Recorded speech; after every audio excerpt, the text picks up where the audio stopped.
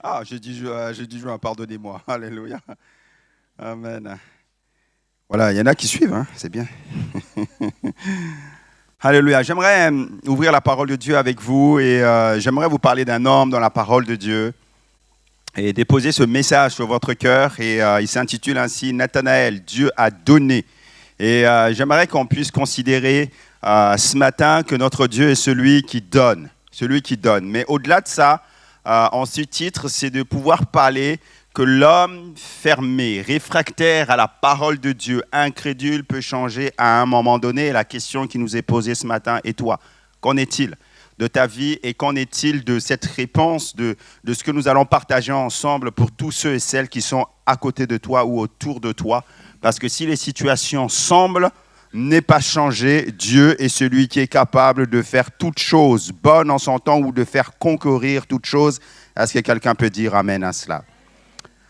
L'évangile de Jean, chapitre 1er, à partir du verset 43, et ces deux versets que nous allons lire ce matin ensemble, font mention de cet homme, Nathanaël, dont la parole de Dieu est nulle part. Vous allez trouver d'autres mentions, mais c'est ces deux textes-là qui nous parlent de Nathanaël, Dieu a donné. Le lendemain, le texte affiche, Jésus voulut se rendre en Galilée et il rencontra Philippe. Il lui dit, suis-moi. Philippe était de Bethsaïde, de la ville d'André et de Pierre. Philippe rencontra Nathanaël et lui dit, nous avons trouvé celui de qui Moïse a écrit dans la loi et dans les prophètes ont parlé, Jésus de Nazareth, fils de Joseph. Nathanaël lui dit, peut-il venir de Nazareth quelque chose de bon avec un temps, mais vraiment désinvolte? Philippe lui répondit, viens et vois. Jésus, voyant venir à lui, Nathanaël dit de lui, voici vraiment un Israélite dans lequel il n'y a point de fraude. Quelle parole! Et nous reviendrons tout à l'heure. D'où me connais-tu? Lui dit Nathanaël, surpris. Là, je rajoute. Jésus lui répondit, avant que Philippe t'appelât, quand tu étais sous le figuier, je t'ai vu. Nathanaël répondit et lui dit, Rabbi, tu es le Fils de Dieu et tu es le roi d'Israël. Jésus lui répondit, parce que je t'ai dit que je t'ai vu sous le figuier, tu crois, tu verras. Si tu crois, tu verras de plus grandes choses que celles-ci. Et il lui dit, en vérité, vous verrez désormais le ciel ouvert et les anges de Dieu monter et descendre sur le Fils de l'homme. Et nous disons, Amen. Alors un peu plus loin, dans le même évangile, au chapitre 21, à partir du verset 1er, il y a encore question, c'est dans ces deux textes de Nathanaël. Après cela, donc après tous ces événements, Jésus se montra encore aux disciples sur les bords de la mer de Tibériade, et voici de quelle manière il se montra. Simon-Pierre, Thomas, appelé Didyme, Nathanaël de Cana en Galilée, les fils des Zébédée, et deux autres disciples de Jésus étaient ensemble. Pierre lui répondit, je vais pêcher, et lui dire, nous allons aussi avec toi. Ils sortirent et montèrent dans une barque, et cette nuit-là, ils ne prirent rien, et nous connaissons l'histoire. Jésus apparaît, ainsi de suite, et ils font une pêche extraordinaire. Amen. Dans les 4 évangiles, nombreux sont les personnes. Quand vous lisez la parole de Dieu, et surtout dans les évangiles, nombreux sont des personnes dont il est fait mention. Et ces personnes-là, souvent, ne portent pas un nom, mais elles sont simplement identifiées par un qualificatif, comme la femme samaritaine. Le centenier n'a pas de nom.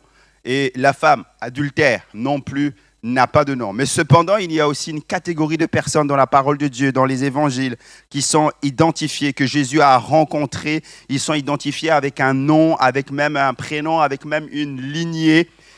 Comme si Dieu voulait mettre une emphase sur la portée non seulement de leur nom ou sur les caractéristiques de cette rencontre. Et Nathanaël, Dieu a donné, nous parle aussi de cela, de cette caractéristique importante. Et il est cité avec un nom bien précis parce qu'il y a un message derrière que Dieu veut nous faire communiquer ce matin. Amen. De ces noms connus dans la parole de Dieu, il y a bien sûr Ponce Pilate, par exemple. Alléluia. Mais le plus souvent, le prénom qui est mis, qui est cité parce que l'Église primitive, à l'époque aussi, connaissait la personne. C'est pour ça que des fois, on mettait une emphase sur le nom, parce que tout le monde connaissez cette personne-là et pour pouvoir situer, on va dire, l'histoire biblique. Amen. Ce que nous apprend Nathanaël, c'est qu'il est un ami proche de Philippe, l'un des disciples de Jésus. Son nom signifie « Dieu a donné ».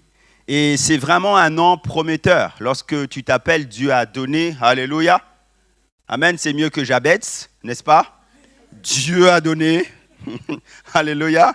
Et ce matin, je proclame que Dieu va donner, que Dieu va accorder le salut. Alléluia. Ah oui.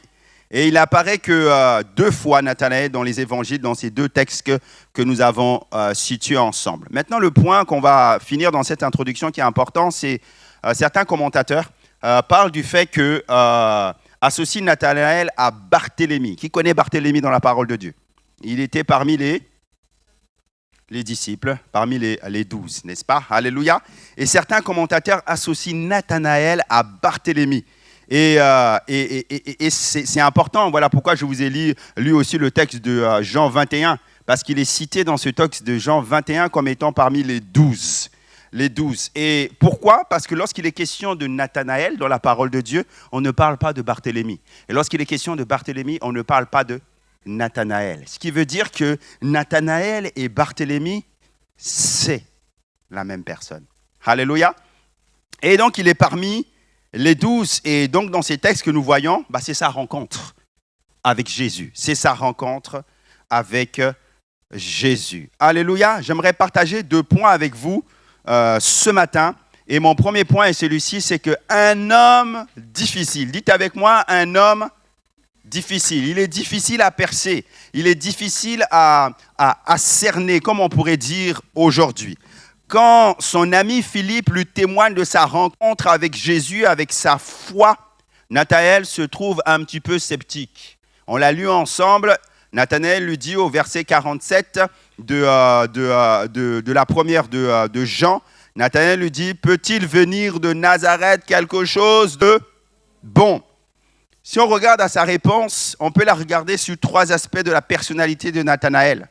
Et c'est ces 3 aspects qui vont nous parler ce matin, parce que dans ces 3 aspects, chacun d'entre nous, nous pouvons nous retrouver.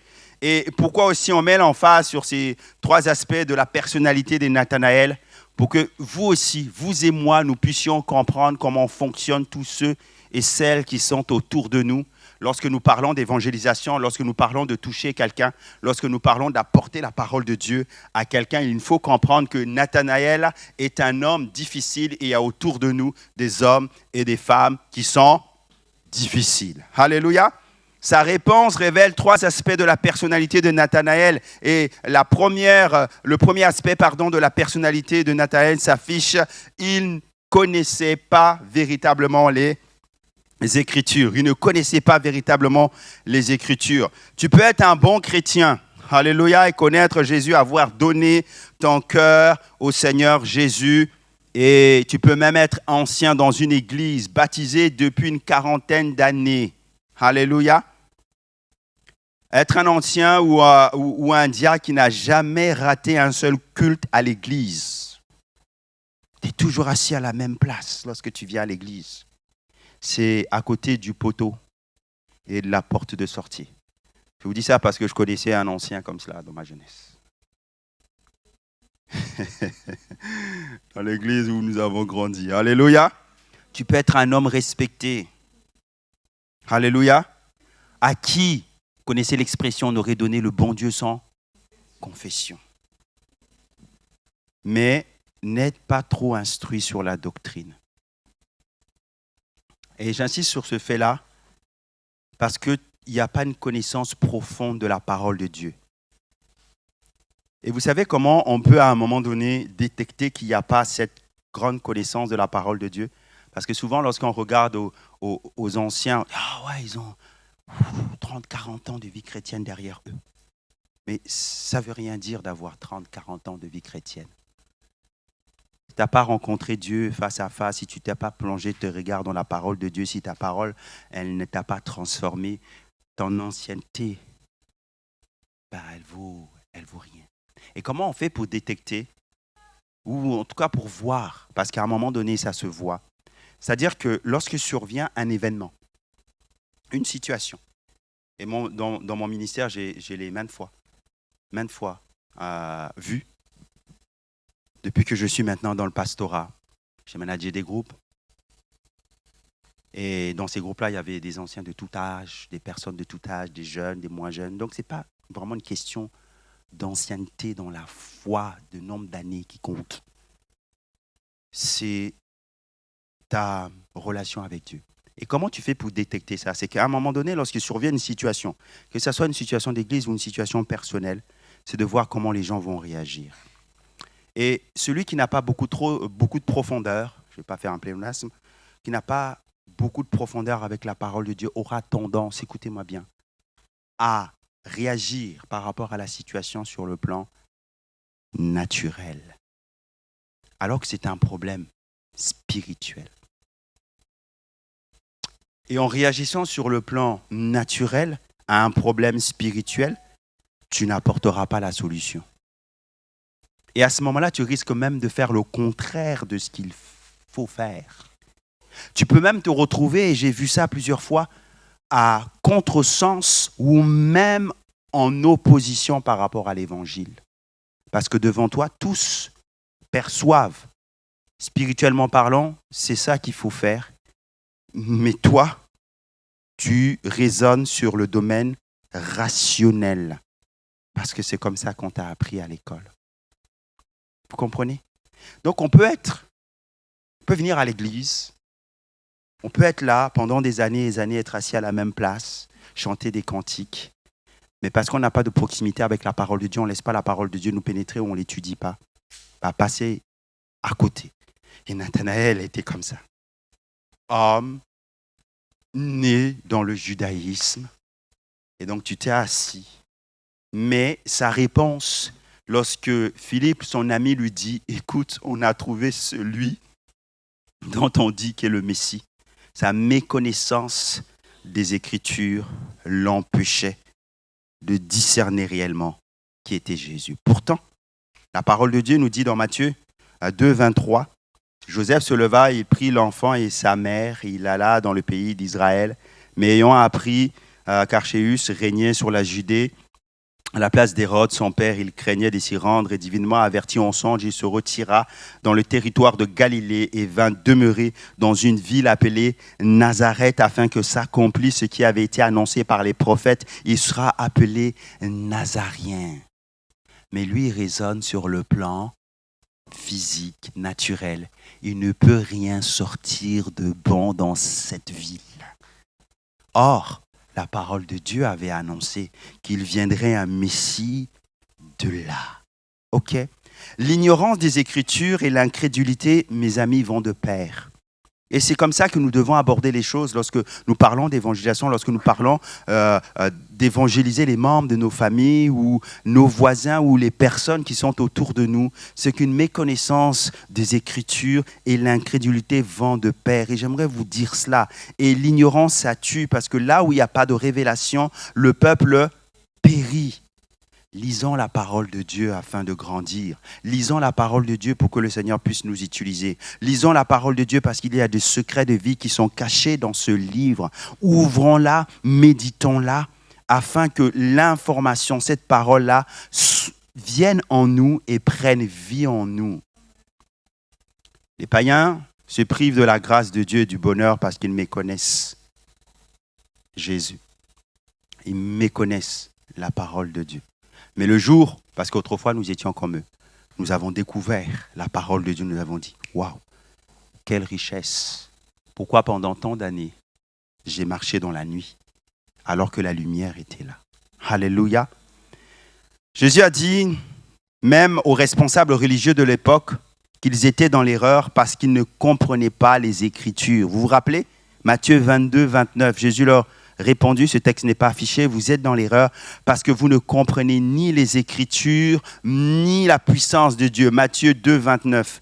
Car à la résurrection, les hommes ne prendront point de femmes, les femmes de Marie, mais ils seront comme les anges de Dieu dans le ciel. Ils avaient une méconnaissance même de la parole de Dieu qu'ils étaient censés méditer parce qu'ils étaient des docteurs en théologie, mais parce qu'ils raisonnaient avec leur esprit, leur intelligence, même cette parole-là, ils avaient du mal à la comprendre.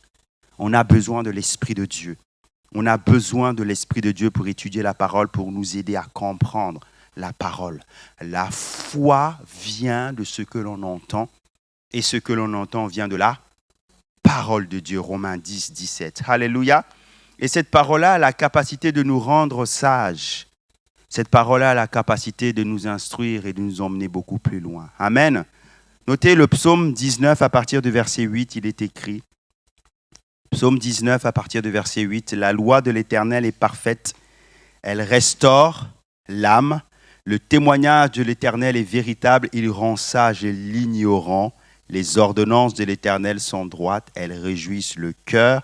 Les commandements de l'Éternel sont purs. Ils éclairent les yeux. Et nous disons Amen. Amen. Alléluia. Nathanaël était un homme difficile, premièrement parce qu'il ne connaissait pas les Écritures. Et quand tu ne connais pas les Écritures, au moment tu es dans la nuit. Et parce que tu es dans la nuit, tu raisonnes d'un point de vue humain et d'une manière rationnelle. Or, ce monde, tout dans ce monde, n'est pas rationnel. Il y a des choses qui ne peuvent pas s'expliquer avec ta raison. Il te faut cette intelligence qui vient de Dieu. Il faut que tes yeux s'ouvrent. Amen. Préparant ce message, j'ai reçu une parole pour quelqu'un. Je parle à quelqu'un qui a tellement enfui ses rêves au fond de lui, ne voulant plus y croire. C'est-à-dire qu'il y a des choses que Dieu t'a dites, et elles sont là, mais tu ne donnes plus foi. Tu es comme Nathanaël. Et tu as abandonné même tout espoir.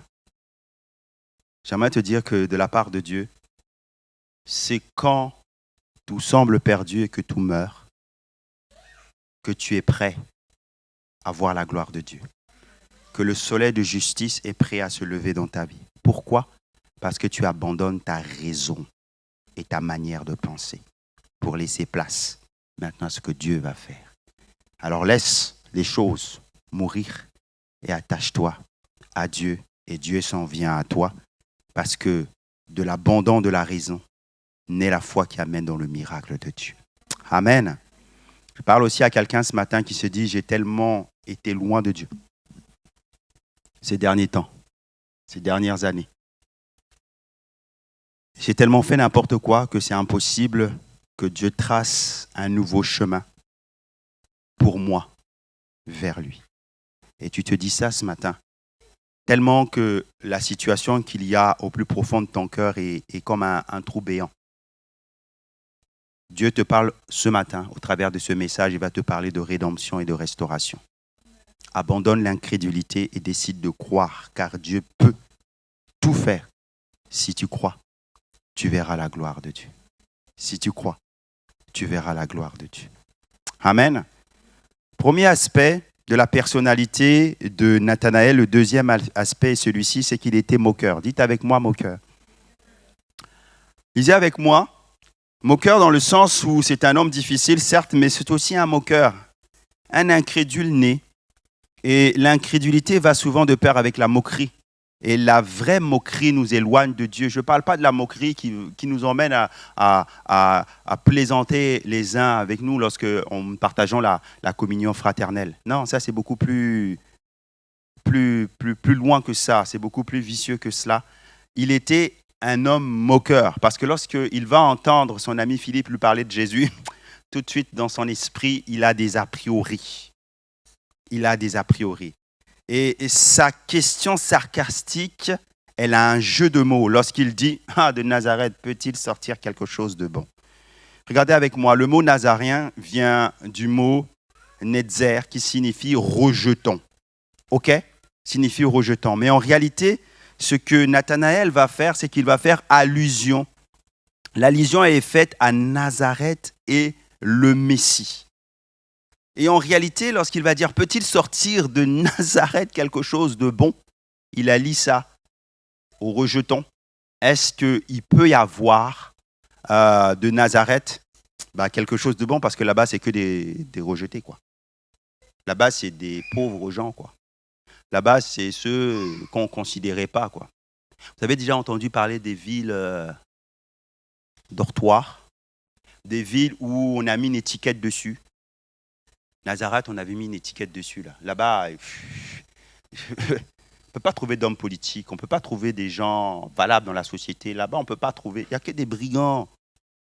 Il n'y a que des gens qui sont des bras cassés. C'est ça Nazareth. Et donc, quand il parle, il dit ça. Là encore, regardons à ce que la parole de Dieu nous dit dans Isaïe 11, 1. Parce que tout avait déjà été annoncé. L'Écriture nous dit, « Puis un rameau sortira du tronc d'Isaïe, et un rejeton naîtra de ses racines. L'esprit de l'Éternel reposera sur lui. L'esprit de sagesse et esprit de conseil et de esprit de connaissance et de crainte de l'Éternel. » Qui veut avoir tout cela? Connecte-toi à Jésus. Ésaïe 53, 2. Il s'est élevé devant lui comme une faible plante, comme un rejeton qui sort d'une terre desséchée. Il n'avait ni beauté ni éclat pour attirer nos regards et son aspect n'avait rien pour nous plaire. Rien pour nous plaire. Il est ce rejeton de l'Éternel. Et ce n'est pas pour rien qu'il est parti habiter à Nazareth, étant né pourtant à Bethléem, la ville des rois. Il est parti à Nazareth. Nathanaël avait une méconnaissance de la parole de Dieu. Et la méconnaissance de la parole de Dieu t'amène à la moquerie. Combien de fois autour de nous, dans nos familles, nous avons des personnes qui ne connaissent pas Dieu. Et dès lors qu'on commence à leur parler de Dieu, ils ont toujours un ton moqueur, oui ou non? Ils commencent à se moquer des choses de Dieu. La méconnaissance de la parole de Dieu nous amène sur un ton de la moquerie. Et c'est ce que Nathanaël va commencer à faire. À se moquer de Dieu. Oh, rejetant, et de cette ville-là, il ne peut rien avoir. Et il va commencer à plaisanter sur la ville des faibles rejetons.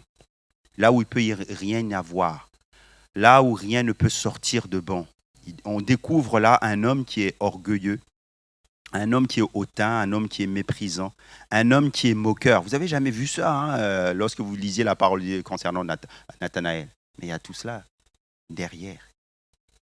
On s'arrête juste à la parole de Jésus, mais l'état d'esprit de Nathanaël était celui-là. L'Écriture nous dit dans 1 Pierre 5, 5, le texte s'affiche, je pense, 1 Pierre 5, 5, il est écrit, « De même, vous qui êtes jeunes, soyez soumis aux anciens. » Amen. Soyez soumis aux anciens et tous, dans vos rapports mutuels, revêtez-vous d'humilité, car Dieu résiste aux orgueilleux, mais il fait grâce aux humbles. Humiliez-vous. Donc, sous sa puissante main, alléluia, puissante main de Dieu, afin qu'il vous élève au temps convenable. L'humilité, l'humiliation nous fait élever. Et c'est pour ça que Pierre aussi dit ça. À vous qui êtes jeunes, soyez soumis aux anciens, parce que lorsque vous faites preuve d'humilité, Dieu vous élève. Alléluia. Et Dieu vous donne ce qu'il avait prévu pour vous. Amen. Est-ce qu'il peut avoir quelque chose de bon à Nazareth? Comme quelqu'un ce matin pourrait dire, est-ce qu'il peut y avoir quelque chose de bon dans la ville où je suis? Est-ce qu'il peut avoir quelque chose de bon ici à Sartrouville? Est-ce qu'il peut avoir quelque chose de bon dans ma tête? Est-ce qu'il peut y avoir quelque chose de bon dans ma vie? Et j'aimerais te dire oui, il peut y avoir quelque chose de bon dans ta vie, parce que lorsque Dieu vient en toi, la mépriser ou le mépriser ou le rejeter devient un racheté de l'Éternel. Alléluia. Et lorsque tu passes au statut de racheté de l'Éternel, il y a une grâce que Dieu communique sur ta vie dans le nom de Jésus. Alléluia. Et j'entends, moi, dans cette parole prophétique, dans l'esprit, que quelqu'un peut devenir, quelqu'un peut vivre cette élévation, quelqu'un peut devenir grand, quelqu'un ce matin peut émerger de ces situations. Pourquoi? Parce que la grâce de Dieu est capable de venir dans ta vie. Ne laisse pas les mots du diable pénétrer ton esprit, ou le diable dit dans ton esprit, tu n'arriveras à rien. Tu es un méprisé. Tu es le plus petit de ta famille, comme Gédéon. Tu ne peux rien faire. Les autres n'ont pas réussi. Pourquoi toi, tu vas réussir? Mais ce n'est pas parce que les autres n'ont pas réussi que moi, je ne pourrai pas réussir. Parce que le plus petit peut devenir le plus grand. Dieu l'a fait à maintes reprises dans la parole de Dieu. Il l'a fait avec Gédéon, il l'a fait avec Joseph, vous vous souvenez? Oui, le plus petit peut devenir le fer de lance de toute une famille. Alors rejette les accusations du diable. Alléluia. Préparant ce message, il y a une dimension de cette ville, parce que nous sommes dans cette ville-là qui est venue dans mon esprit. Et j'aimerais vous apporter quelques éléments concernant la ville de Sartrouville. Vous connaissez l'origine latine de son nom? Ça signifie Sartoris Villa, maison du défricheur. Alors que nous sommes ici à Sartrouville, nous sommes dans la maison du défricheur. Et ça remonte à la conquête des Gaules par Jules César en 52 avant Jésus-Christ, quand les défricheurs sont venus s'installer dans cette région, alors couverte de forêts pour y cultiver la terre. Ok? Ils vont commencer à cultiver la terre et au fur et à mesure, il y a la connotation qui a un petit peu changé et la vraie signification qui s'est établie à un moment donné, elle est devenue cette ville, le village des vignerons. Ça vous parle ça? Le village des vignerons. Et il y a comme une résonance en moi lorsque je posais ce message-là du travail que nous faisons ici. On est venu ici, on a bâti cette église, on a implanté cette église, on a défriché un terrain. Comme au temps des Gaules. Et il y a comme des répétitions dans l'histoire. Et le travail que nous sommes en train de faire, c'est le travail où on défriche, où on enlève. Mais l'autre côté, c'est que Dieu est en train de nous installer maintenant dans le village des vignerons. La vigne, on en a parlé, elle nous parle de quoi? La vigne de l'Éternel. Israël est la vigne de l'Éternel. Elle nous parle de quoi? Elle nous parle de joie. Elle nous parle de ce vin nouveau qu'on boira avec l'Éternel. Le vin caractérise la joie, caractérise le bonheur, caractérise la victoire dans laquelle, parce que lorsque tu avais une victoire, on prenait la coupe de vin. Dans la victoire, Dieu veut nous installer maintenant. En fait, Dieu est en train de dire qu'on a défriché le terrain. On a enlevé, on l'a préparé. Désormais, il y a comme cette vigne-là. Est-ce que vous voyez les vignes arriver? Est-ce que vous voyez la moisson arriver?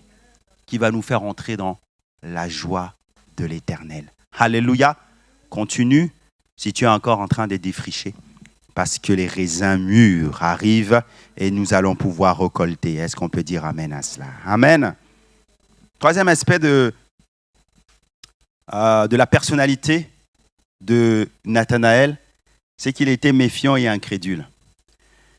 Méfiant et incrédule. Tu peux être incrédule sans être méfiant, mais lui, il avait les deux. Méfiant et incrédule en même temps.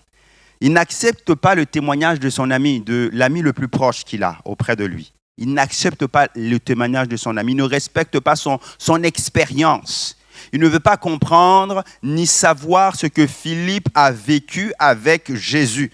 Et beaucoup de gens dans ce monde ne respectent pas. Est-ce que vous avez compris ça? Vous avez vu ça? Vous avez constaté ça? Ne respectent pas l'expérience des autres, des gens. Est-ce que vous avez compris ça? Tu vas sur le marché du travail, tu as ça, on te regarde comme ça. Ok. On est dans une situation, dans un monde où les gens sont devenus trop méfiants. Trop méfiants. Et on ne respecte pas l'expérience des gens. Des fois, on te voit jeune comme ça. On ne respecte pas l'expérience des gens. Et c'est comme ça que Nathanaël aussi va aborder. Pourtant, c'est son ami le plus proche, avec qui il parle.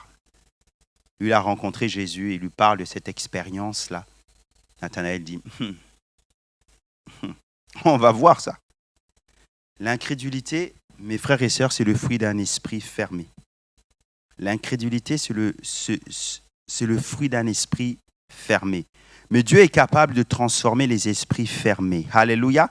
Et c'est l'apôtre Paul qui en parle en 2 Corinthiens 4, 3. Il dit, si notre évangile est encore voilé, il est voilé pour ceux qui périssent. Pour les incrédules, dans le Dieu de ce siècle, avec un petit d, a aveuglé l'intelligence afin qu'ils ne visent pas, briller la splendeur de l'évangile et de la gloire de Christ qui est l'image de Dieu. Et nous disons amen. L'incrédulité, c'est le fruit d'un esprit qui est fermé. Alléluia. Or, l'évangile, en réalité, doit nous emmener à la lumière. L'évangile doit nous emmener à la lumière. Et lorsque nous respectons l'évangile, l'évangile entre en nous et nous transforme. Amen.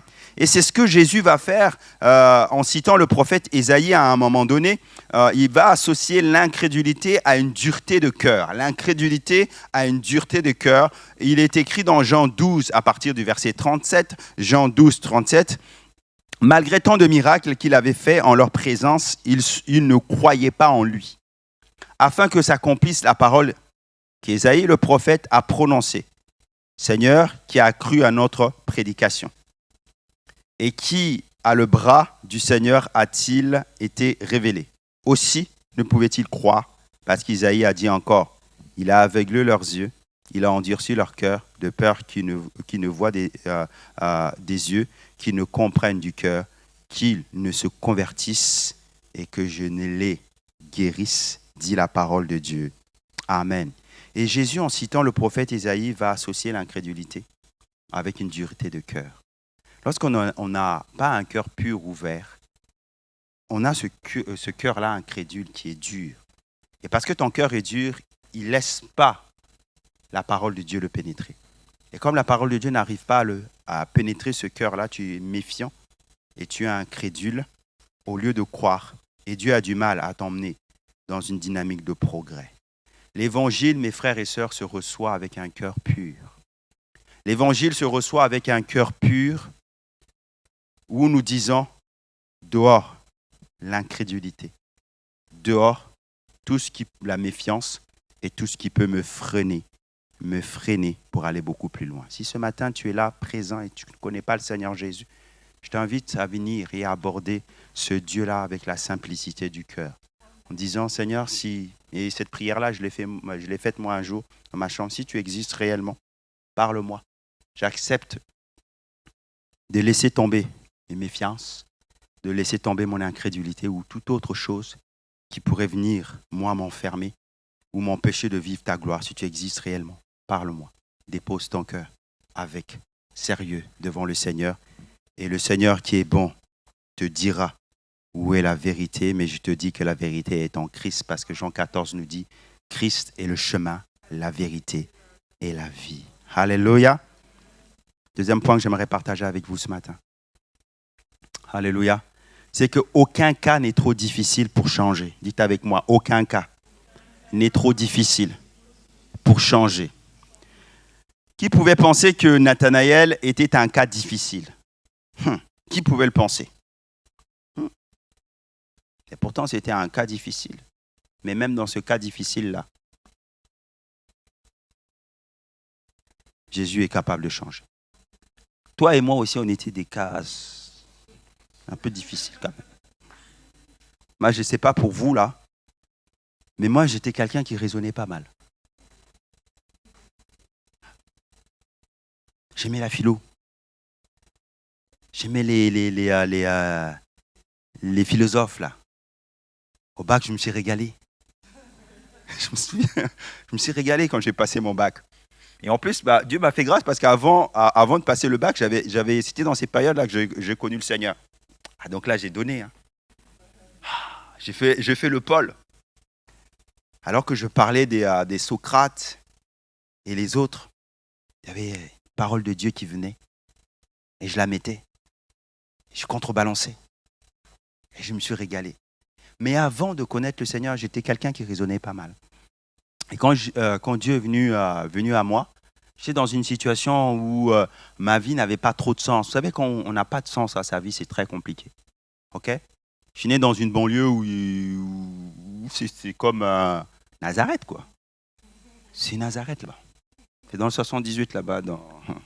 C'est dans le coin, là-bas. C'est là-bas que j'ai grandi. Et là, il n'y a pas trop de gens qui t'invitent à t'élever. Tu comprends? Et j'étais là, en situation un peu d'échec scolaire. Je me cherchais, j'étais là. Il y avait aussi des envies de suicide qui venaient. Et je raisonnais pas mal. Je dis, c'est quoi le sens à la vie? C'est pour ça que je lisais beaucoup de choses. Et j'ai commencé à lire la parole de Dieu. Je commençais à lire même le Coran. Je commençais même à lire d'autres livres. Et Ah oui. Hey, quand tu cherches, tu cherches. Parce qu'il y a un vide en toi. Et je suis tombé en lisant toutes sortes d'écrits, il y a ce philosophe qui dit qu'il y a dans le cœur de l'homme un vide en forme de Dieu. Et ça m'a interpellé. Et j'ai commencé à lire la Bible. Et j'ai commencé à lire aussi le Coran. J'ai commencé à lire tout ça. Et tout de suite, et j'ai même lu l'autre livre là. Quelqu'un me l'a donné. Non, pas le Talmud. L'autre prophète un peu qui a fait chez non, pas les scientistes. Les saints des derniers jours là. Voilà, j'ai commencé à m'intéresser à lui. Quand j'ai lu ça, j'ai dit ouh. Ouais. Là, quand j'ai commencé à lire ce livre-là, j'ai dit j'ai arrêté tout de suite. C'était trop haut. Là-bas, j'ai dit non, on va s'arrêter là. Là. Et un jour, on m'a invité dans une église. Alors que mes parents étaient un peu en perte de vitesse au niveau de la foi. Et un jour, ils se sont rapprochés sur une église parisienne ici. Et puis, ils ont redécouvert la foi qu'on leur avait prêchée. Un jour, ils m'ont invité. Un dimanche. Mais un dimanche, moi, le dimanche, j'avais plein d'activités. Je faisais aussi du hand. J'étais présélectionné dans l'équipe nationale. Et j'avais mes occupations. Et je me suis dit, bon, pourquoi pas. Donc, je suis parti à une réunion d'évangélisation. À l'époque, il y avait une réunion d'évangélisation qui était l'après-midi. Donc, le matin, j'ai fait mes activités. L'après-midi, je suis venu. OK. Et là, j'ai entendu l'évangile pour la première fois. Qui n'était pas prêché par un pasteur, c'était prêché par un ancien de l'église. OK. Donc, la parole de Dieu, elle est la parole de Dieu. Ce n'est pas parce qu'elle est prêchée par un pasteur. Mais la parole, elle a une onction. Et ce jour-là, alors que la parole est lancée, le prédicateur, à la fin, lance simplement un appel. Moi, je connaissais ma situation. Il dit, si toi, tu veux vivre Dieu, lève-toi à ta place. J'étais là comme ça, je dis, c'est bien ce qu'il a raconté. Après, j'ai commencé à raisonner, un peu comme Nathanaël. Après, au final, je me suis dit, mais ouais, finalement, ta vie, là, c'est quoi? Qu'est-ce que ça te coûte, là? Lève-toi. OK. Je me suis levé, j'ai accepté, j'ai fait la prière de repentance et je suis rentré chez moi. Et parce que à la fin de son message, il nous a défiés. Comme cette parole-là, viens et vois. Et à cette époque-là, on chantait souvent un chant. Vous vous souvenez de ce chant-là? Pour les anciens. Viens et vois combien Dieu est bon. Comment l'homme est béni lorsqu'il se cache en lui. Et ce jour-là, je pense aussi qu'il avait chanté parce que souvent on le chantait en évangélisation.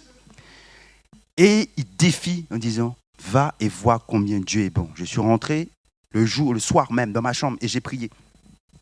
J'ai dit, Seigneur, si toi tu existes réellement comme j'ai entendu, change ça dans ma vie, ma situation scolaire, change-la. J'étais rétrogradé, il fallait que je cherche vous savez, les BEP et tout ça, les choses comme ça, il fallait que je cherche ça. Et du coup, dans la semaine qui a suivi, ça n'a même pas duré, dans la semaine qui a suivi, alors que ma situation au niveau scolaire, elle était en ballottage. Je reçois comme un courrier comme ça. On me dit, on va créer une nouvelle classe. OK? Qui est une classe en réalité où on va reprendre des bases. Et vous avez été présélectionné dans cette classe-là. Je dis, oh, OK. Et donc, du coup, j'entre dans cette classe-là. Et cette classe-là, alors que ma vie, elle devait basculer, elle m'emmène maintenant dans la voie normale. Et à partir de là, à partir du moment où j'ai fait cette prière-là, Dieu commençait à transformer ma vie. Du dernier de la classe, enfin dans les derniers. On ne va pas dire que j'étais vraiment le dernier. Non. Peut-être que j'étais avant-dernier. Je suis passé à premier, deuxième de la classe. L'autre année, je suis allé avec les A, les B. J'étais premier, deuxième. Et j'ai fait toute ma scolarité comme ça. Parce qu'à un moment donné, j'ai décidé de ne plus raisonner et de laisser Dieu agir dans ma vie. Il n'y a pas de situation qui soit trop difficile pour Dieu, pour que Dieu puisse les changer. Le dernier peut devenir premier. Et j'aimais ce texte-là. Dans toute ma scolarité, j'aimais ce texte-là. C'est pour ça que je vous encourage vraiment à miser sur Dieu, les jeunes. À miser sur Dieu. Même dans vos études, dans tout ce que vous faites. Parce que Dieu est vivant. Alléluia. Aucun cas n'est trop difficile pour changer. Alléluia. Et on va y avoir là deux approches qui vont impacter la vie de Nathanaël. La première approche, c'est l'approche de Philippe. Philippe, comment il va approcher Nathanaël? Il va approcher Nathanaël au travers d'un témoignage personnel. C'est simple et c'est clair. Alors que nous allons parler de cela, ça va aussi nous donner les approches avec lesquelles nous devons aborder tous ceux et celles qui sont autour de nous qui ne connaissent pas Jésus. Que ce soit des membres de notre famille ou autres. Il est écrit au verset 45, Philippe rencontra Nathanaël et lui dit, nous avons trouvé celui de qui Moïse a écrit dans la loi et dans les prophètes ont parlé, Jésus de Nazareth, fils de Joseph. Il va parler de son expérience personnelle parce qu'il a rencontré Jésus et sa vie a commencé à changer et il va venir sur la base de son témoignage. Il n'y a rien de mieux que le témoignage pour changer la vie d'une personne. Pourquoi? Parce que ce que Dieu a fait dans ta vie, Jude, il peut aussi le faire dans la vie de ton ami. Et il va parler de son témoignage. Il va parler de ce qu'il a vécu. Il va parler de son expérience. Et cette approche-là, en réalité, est comme une invitation à faire sa propre découverte, sa propre expérience. Viens et vois. Et c'est comme ça qu'on m'a invité à l'évangile. Viens et vois. Lis la Bible et vois si Dieu est grand. Et ce soir-là, j'ai fait cette prière à Dieu.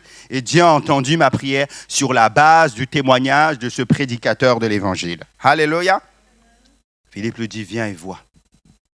Et le viens et vois résonne encore aujourd'hui pour nous, dans l'évangélisation et dans nos vies, là, parce que Dieu ne change pas.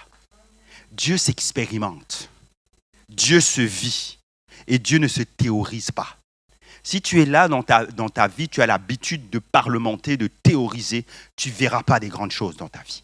Mais si à un moment donné, tu décides d'enlever ta raison, de mettre ta raison de côté et de dire, Dieu, moi maintenant, je veux penser comme toi tu penses, je veux te laisser me bousculer, alors Dieu va le faire parce que je n'ai jamais vu Dieu n'est pas répondre à ce genre de prière. Parce qu'il cherche l'homme. Il cherche l'homme pour le transformer. Alléluia. Et ça, c'est la meilleure approche avec l'incrédule. Avec celui qui est incrédule, avec celui qui se moque de Dieu, avec celui qui est méfiant, c'est la meilleure approche et de lui parler de ce que toi tu es, parce que l'Écriture nous dit que nous sommes une lettre lue, un témoignage vivant, et c'est ça qui bouscule la vie des gens. Et entre guillemets, j'aimerais vous dire que si ce monde-là a été changé par l'Évangile, c'est parce que les gens ont été ces lettres, ces témoignages vivants. Et le bassin méditerranéen, en rien de temps, il est devenu chrétien. Parce que partout, jusque dans le nord de l'Afrique, c'était chrétien. Pourquoi? Parce qu'ils avaient ce témoignage-là vivant. Ils parlaient du Christ qu'ils avaient rencontré. C'est ça la meilleure évangélisation. Alléluia. Ça, c'est la première approche et la meilleure approche avec les incrédules. La deuxième approche, c'est celle-ci. C'est celle de Jésus. Parce que Philippe va rencontrer Nathanaël. Et ensuite, Jésus va venir rencontrer Nathanaël. Alléluia. Et quand ça ne marche pas avec l'approche du témoignage, ça marche avec l'approche de Jésus. Alléluia. Et on va voir en quoi consiste cette approche de Jésus. La première approche, le premier fait avec l'approche de Jésus, c'est celui-ci, c'est que Jésus ne condamne pas, mais il prononce une parole de vérité, une bonne parole sur la vie de Nathanaël. Regardez avec moi, verset 47. Jésus, voyant venir à lui Nathanaël, dit, voici vraiment un Israélite dans lequel il n'y a point de fraude. Est-ce que vous avez déjà vu ça dans la parole de Dieu? Et je vous donne simplement une clé de lecture par rapport à la parole de Dieu. Quand vous lisez les livres des rois, quand vous lisez ici et là, deux fois on est même étonné du regard de Dieu sur une situation. Dieu, en fait, en premier lieu, relève les éléments positifs au lieu de relever les éléments. Est-ce que vous avez déjà vu ça? Quand il parle prophétiquement sur la vie d'une personne, il parle de ce que la personne va faire plus tard. Jésus te voit comment tu vas devenir. Plus tard, ne te vois pas aujourd'hui, Rudy. Ne te vois pas aujourd'hui, là. Tu vois ce que tu vas devenir. Et ça, en réalité, ça, c'est l'approche de Jésus. C'est comme ça que nous devons voir les personnes. C'est d'abord parler de ce que Dieu va faire dans leur vie. au lieu de les condamner, au lieu de dire que tu t'es éloigné de Dieu. Arrêtons de mettre des poids sur des pécheurs. Ça ne sert à rien de les accuser indéfiniment. Oui, tu as péché. Mais parlons de relèvement. Jésus va donner une bonne parole en disant que oui, il y a ça, mais dans sa vie, il y a plus que ça. Parce que c'est un homme dans lequel il n'y a point de fraude. Alléluia. Deuxièmement, ensuite, Jésus voit un homme qui, malgré son orgueil, a un cœur honnête. Qui, malgré son orgueil et tout ce qu'on a vu, ses barrières, a un cœur honnête. Et je vous invite à aller au-delà de l'apparence des gens. Je vous invite à aller au-delà de l'apparence des frères et des sœurs en Christ que vous avez ici à ces rêves dans la maison de Dieu, ou aller au-delà de l'apparence des amis que vous avez autour de vous, afin de percevoir les choses comme Jésus. Regardez plutôt à leur cœur, plutôt à ce qu'ils reflètent. Regardez d'abord à leur profondeur, plutôt que de regarder aux liens ou aux chaînes avec lesquels ils sont encore en train de lutter aujourd'hui. Jésus avait ce regard-là. Malgré l'orgueil, il va avoir un cœur honnête en disant, voici quelqu'un dans lequel il n'y a point de fraude. Et ensuite, Jésus va, dans sa méthode, après, troisièmement, il va prononcer une parole de connaissance sur Nathanaël. Et cette parole de connaissance, on la voit venir au verset 48. D'où me connais-tu, lui dit Nathanaël. Jésus lui répondit, avant que Philippe t'appelât, quand tu étais sous le figuier, je t'ai vu. Je t'ai vu. Est-ce que Nathanaël était en train de faire du mal? Est-ce que Nathanaël était en train de prier? Qu'importe ce que Nathanaël était en train de faire, le point important pour nous ce matin, c'est que Jésus l'avait vu. C'est la parole de connaissance qu'il relâche dans la vie de Nathanaël. Et cette parole-là, elle va toucher personnellement le cœur de Nathanaël. La parole de Jésus va toucher. Et c'est à ce moment-là que cet homme-là va passer de l'incrédulité à la foi en un instant. En un instant. On va vous dire que dans l'évangélisation, autour de nous, il nous faut cette dimension prophétique. Il nous faut cette approche-là. Parce que la seule parole de connaissance va changer la vie. Si Jésus avait raisonné avec Nathanaël, Nathanaël était un bon raisonneur. Il avait les arguments. Il aurait pu lui dire, mais toi, tu viens de Nazareth, il n'y a rien de bon là-bas. Donc tout de suite, moi, je ne peux pas parler avec toi. Parce qu'on m'a appris à penser de cette façon-là. Combien de raisonneurs nous avons autour de nous et même dans l'Église? Des gens, finalement, lorsque tu leur parles de foi, ils te cherchent. Mais. Vous m'entendrez souvent vous dire, lorsque nous allons parler ensemble, à vous les responsables et autres, lorsque vous allez me dire mais, moi, j'aime pas les mais. Parce que le mais là t'emmène toujours à ne pas faire ou à t'excuser par rapport à certaines situations. Et je disais ça aux autres pasteurs. Les mais là, ça t'amènera toujours à t'excuser. Mais c'est tellement bon lorsque nous rentrons en fait dans la dimension prophétique. Lorsque nous demandons au Seigneur une parole de discernement, une parole de prophétie, une parole de connaissance. Parce que nos arguments en fait ne suffisent plus. Il y a des gens, tu auras beau leur dire, c'est tellement nécessaire que toi tu puisses venir à l'église.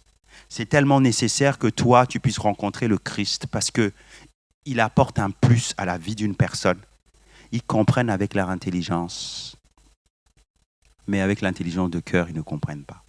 Il n'y a que la parole de connaissance, la parole prophétique pour les ramener à la raison. Et c'est cette parole de connaissance qui va changer littéralement le cœur de Nathanaël. Alléluia. Est-ce qu'on peut dire amen à cela? De la même manière que vous vous souvenez, en son temps, Thomas l'incrédule va voir le Christ. Il est écrit dans Jean 20, 28. Je pense que le texte s'affiche, Jean 20, 28. Jean 20, 28.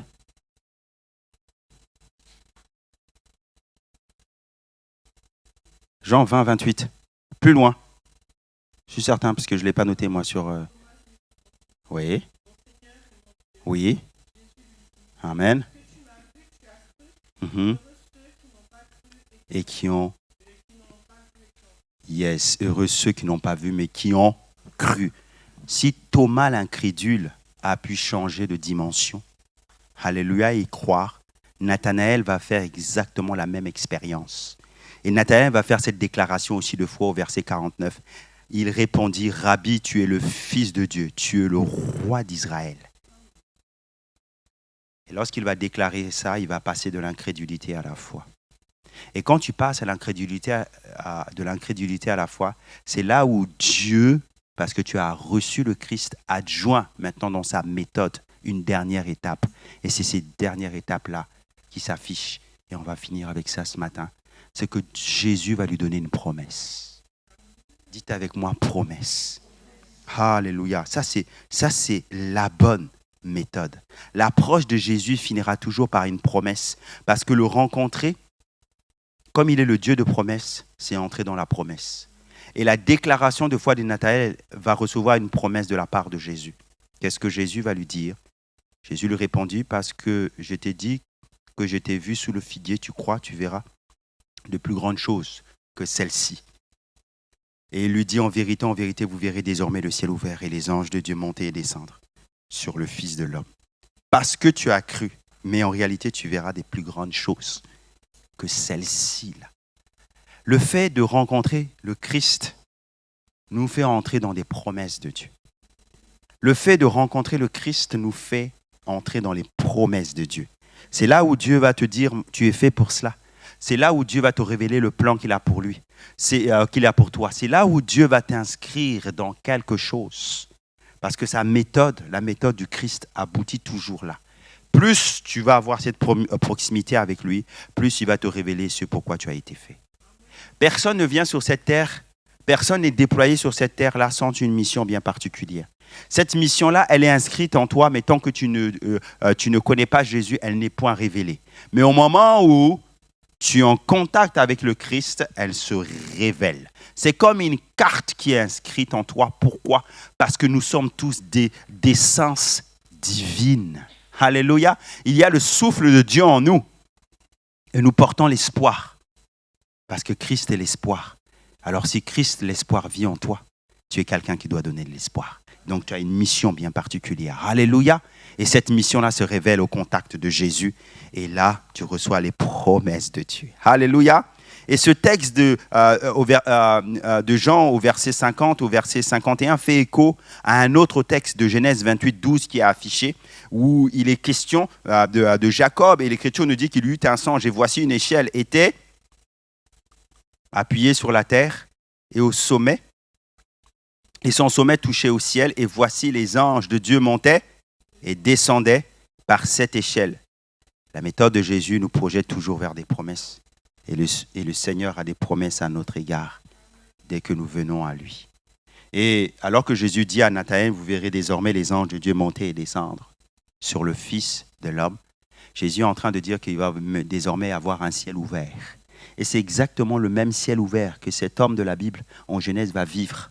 Les anges de Dieu montent et descendent. Et vous savez que lorsque les anges de Dieu montent et descendent et quand le ciel est ouvert, ça veut dire quoi? Ça veut dire qu'ils descendent avec des bénédictions, avec des grâces. C'est-à-dire que lorsque toi tu pries, tu as le mouvement des anges qui se fait. Ils vont auprès de Dieu recevoir les bénédictions que Dieu a pour toi et ils reviennent parce que désormais le ciel est ouvert, est ouvert. Et toi et moi, nous pouvons recevoir. Toi et moi, nous pouvons être des Nathanaël. Dieu a donné. Et je déclare ce matin que Dieu va donner dans la vie de chacun d'entre nous. Alléluia.